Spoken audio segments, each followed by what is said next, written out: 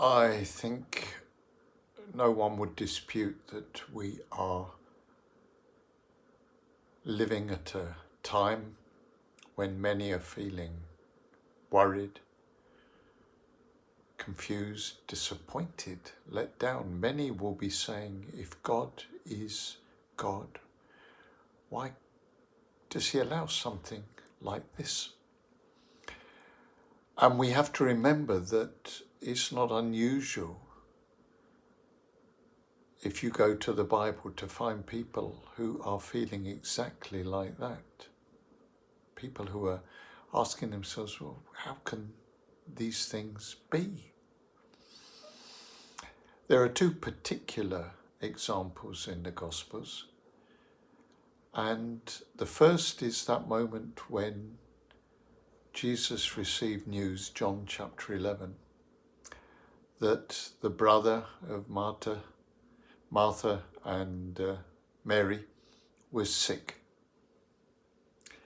And immediately one imagines that he would go straight away and heal him, raise him up.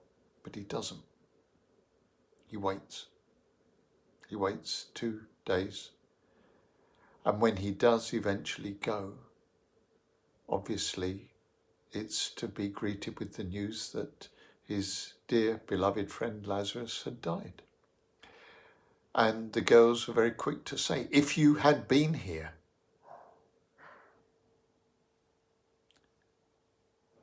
Very interesting to see Jesus's reaction.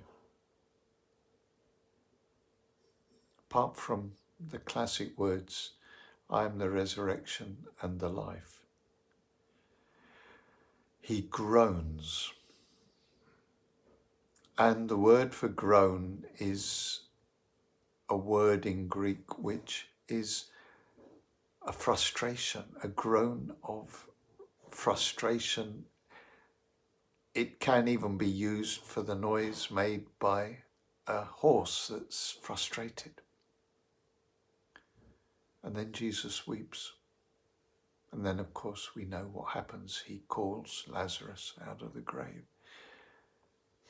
And it doesn't take a great deal of consideration to come to the conclusion that the reason why Jesus groans is because he is feeling so frustrated that having come into this world, having spoken, having to acted as he has acted, that people still don't get it.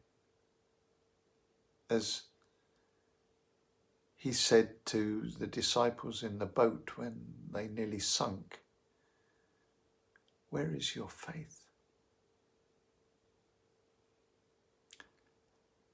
The other example is in Luke's Gospel, the last chapter, when Jesus walks with two of the disciples who are on the road to Emmaus.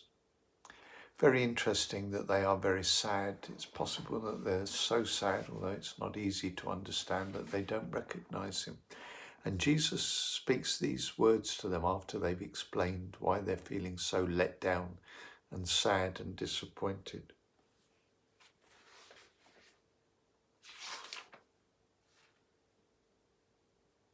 O foolish ones and slow of heart to believe. It's so good that Jesus speaks clearly to us. What is he saying? He's saying, why do you not believe? Do you know the worst insult that you can probably offer anyone, or at least one of the worst insults, is to say you can't trust what they say. And when we don't believe what Jesus has said, that is an insult. So let's believe that Jesus is the resurrection and the life. Let's not feel let down by what is happening. Let's be challenged to believe that in some wonderful way God wants to show us even more. And let's trust him who has power not only over sickness and illness, but over death itself.